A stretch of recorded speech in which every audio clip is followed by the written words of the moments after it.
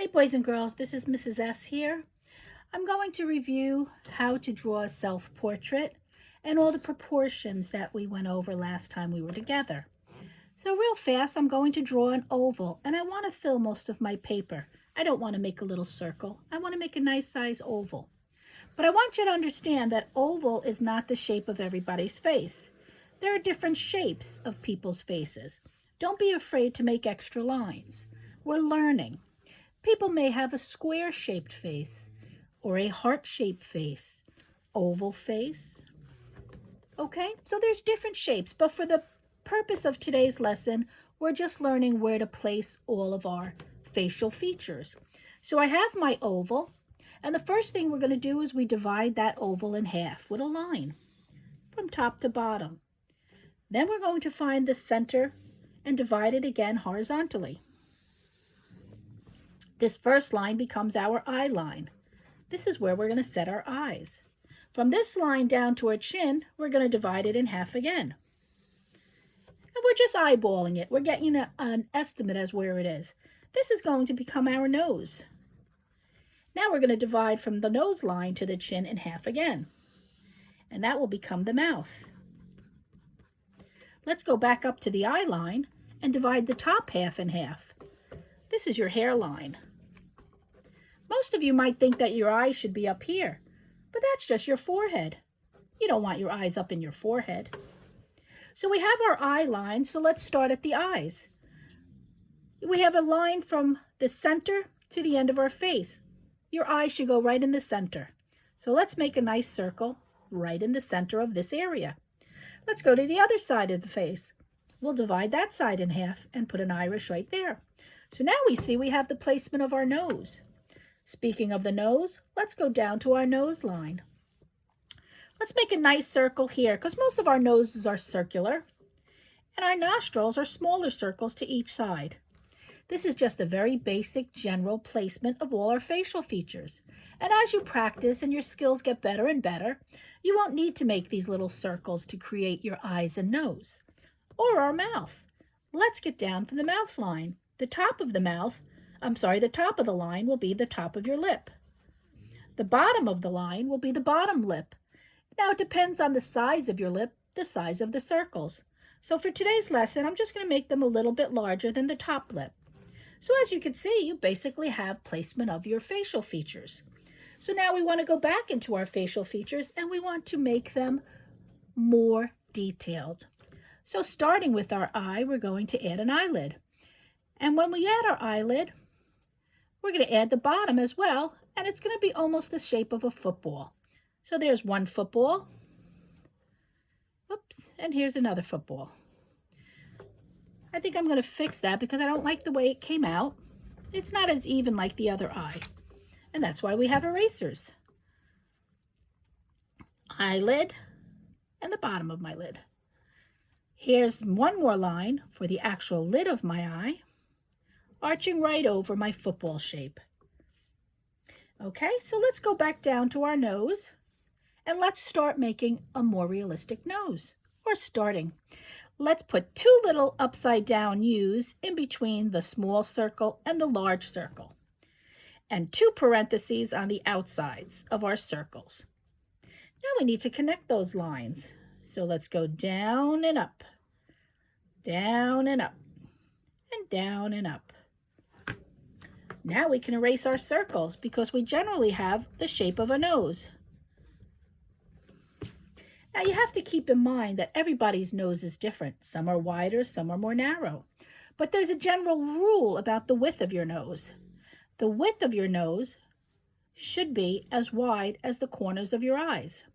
So these eyes should actually be set right over here. My football should be this wide. My football should be this wide. That's what they say. So now I fixed it. And I'm going to erase any in-between lines. Remember, we're just learning and we're just practicing. And as you become better and better, your proportions will become more accurate and everything is going to start looking better. Now let's go to the iris, the pupil in our iris. and bring that down to the mouth line. That's how wide your mouth is. So keep that in mind when you're going to create your mouth. Here's the top lip and the bottom lip. Let's connect them like a slithering snake coming over and under. There's our bottom lip. We'll do the same to the top. Now, depending on how your mouth is going to be positioned, if it's open, if it's shut, we're going to start connecting. Let's put a line underneath here. If I had a bigger bottom lip, my line might be down here. But for today's lesson, we're just putting our line right below the two circles. Now, because our mouth is this wide when we smile, does not mean I have to make my line that big right now. I could just leave an imaginary and implied line for both the top and the bottom. And now I could come back and erase my circles. So this is the beginning of the shape of a mouth. Now, if you feel around your nostrils and come back down and around and up above your eyes, you feel sort of like a cavern going in and out. And that's how you establish where your eyebrows will be. Round and up and out. So we have our eyes, our eyelid, our eyebrow area. Same on both sides. All right, we need ears. Our ears generally start by our eye level. Goes down and around and up and down. Here we go. Our lobes are even with our nose. So we start with our ear at eye level, and our ear lobes come down to the nose line. This is a proportionately placed face. Everybody's face is generally proportioned the same. Our features are different. Some may be larger and smaller, but this is generally the proportion of where our placement of eye, nose, and mouth would be, and our ears. So now how will we make this more realistic? By shading. We're going to add some value. Value, one of our elements of art. So let's start with our eye. Remember, your eye is actually a ball set into a socket. So let's actually draw that ball in my eye. You have tear ducts that kind of look like a drop of water. So let's create that. Here's the eye inside the socket and my little drop of water. We also have eyelashes on our eyes. So let's add these eyelashes. We want to make them look more realistic. You have eyelashes on the bottom. You also have a little ridge underneath your eye as well. So now we want to start making it look more realistic. So let's start with the iris. Let's color in our iris. We can make the little lines that you see a little darker. And let's color in a little softer with our pencil. Doesn't have to be really dark. Depends on your eyes. If your eyes are light, use a light hand with your pencil. If your eyes are really dark, here's a darker pencil. If you don't like it, revisit it. Okay?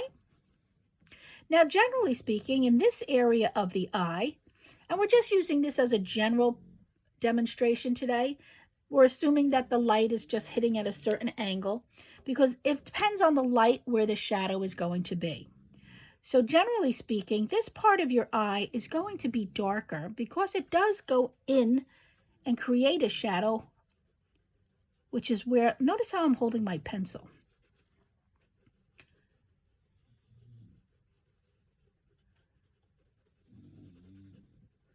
Lightly coloring with my pencil my shadow. If I come to this side of my eye, this kind of curls up. Feel it as I'm doing this shadow. Feel your own eye and feel the actual curve on your eye. And feel the actual curve where your cheekbone sticks up. This is all creating a shadow. Go along your nose. Feel the slope of your nose. It's almost like it's a hill, and these are the sides of the hill. And these shadows actually create the shape of your nose. Around your nostrils creates a little bit more of a shadow. And of course, below your nose, more of a shadow. Notice that I'm going in the direction of the nose. The nose goes up and down like a U. So does my shadow. Here's my nostril. Here's my shadow. Here's the side of my nose, like the side of a mountain. That's how I'm holding my pencil. I'm coming up above the eye. No, I did not go in this area because if you feel that area of your eye, it sticks out more where the light will hit it right on this surface. So it wouldn't be shaded as much as this area that's hidden by the light. Cheekbone.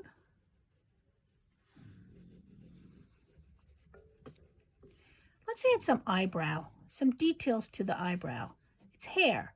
So let's do each strand of hair. And depending on the direction of your eyebrows, that's the direction your line will go. Some people have eyebrows that go straight up. Some have some that go straight up in the center and then go out. Remember your eyelashes, they're one at a time.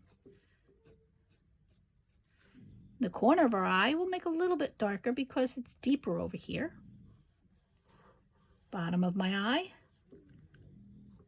Bring back my eyelashes. They get lost after a while with our rubbing back and forth with our shading. This is a nice way to hold the pencil when you're shading. Okay? So we created the shape of the eye with the shade. You could feel this protruding part of your eye and the cavernous part of your eye. And the shape of the sides of our nose. There's a little area below our eye that also is a little bit cavernous. So we want to create that shadow as well. Now you're coming down along your face. Form your cheekbone. You could even use your finger to rub the shade. Okay? So let's go down to our lips. The top of your lip, generally the shadow is at the bottom of your lip. So I'm going to create a little bit more of a shadow here that goes out towards the side. I'm going with the shape of the lip. If you can feel your lip, you can feel that it curves under where the light's not going to hit, as opposed to the top of my lip, which is not going to be as dark. And you might want to go back and erase this actual guideline of the top of the lip and create that shape with your pencil and the shading of your pencil. And the bottom's a little bit darker. The bottom lip, underneath your lip, creates a little shadow. So we're going to put that in.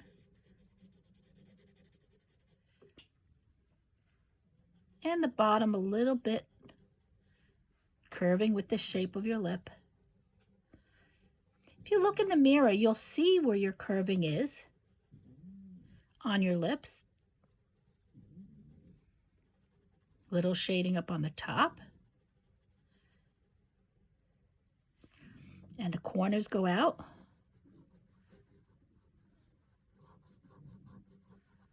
Okay. So let's go back here to where the nose and the mouth are separated.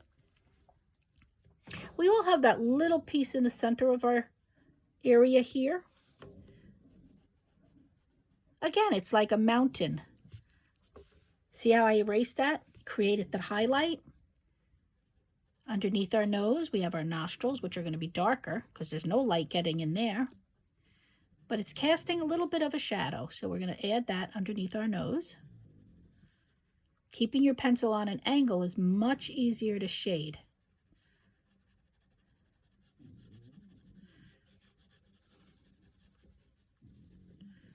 Let's form our chin, all with shading. Shading is now giving us shape to our face, to our cheeks, to our eyes, our eyelids, below our eyes, the slopes of our nose, up into the eyebrows. So this is a general start to our nose.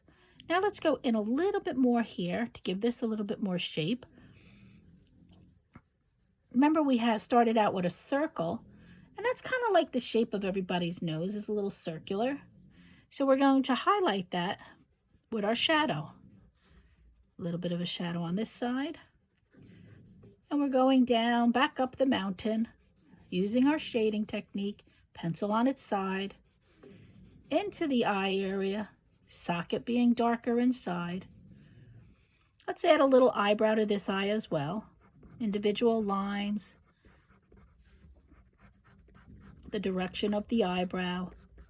Maybe it comes back down, okay? Down under the eyes, a little bit dark right here. And right under the eye here as well.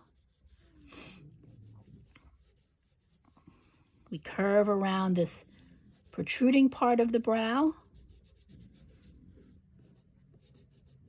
and our curve of our cheek.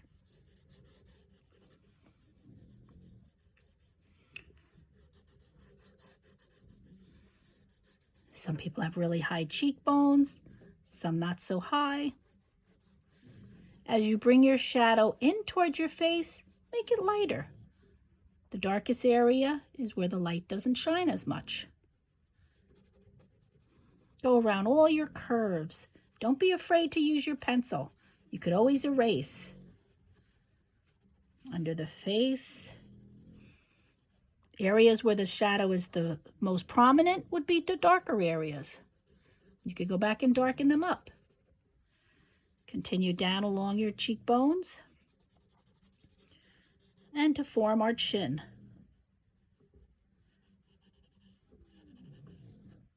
Let's go up to the hair. What kind of hair do you have? Maybe you have bangs. Well, here's my hairline, so let me make some bangs. You only have to make the outline of your hair. You don't even have to draw each strand. So my hair is going to fall down along my face. Just some nice loose lines to create my hair. Don't make yourself crazy. Make it easy. Keep it simple. If you want to start adding some shading to your hair, look at how the light hits your hair. Are the bangs darkest here? Maybe the highlight is hitting the top of the hairline. So I might not put my lines there to show my hair, to show the direction of the hair, how it's falling. Keep the pencil lines loose. Does it cover my ear? If not, let's add some shading to our ears. It's dark in the center here. Curls around. And continue with your hair. You could even go back and shade your hair. Keeping your pencil on an angle makes it very easy to shade. Keep your hand loose, relaxed. And we could even go back now and revisit the face. Sometimes there's a little shading in the center. Very lightly, give your forehead a little shape instead of leaving it flat. The sides of your forehead. Sometimes the light, if you feel your forehead, it goes down a little bit on the sides. So you want to add a little bit of shading there as well.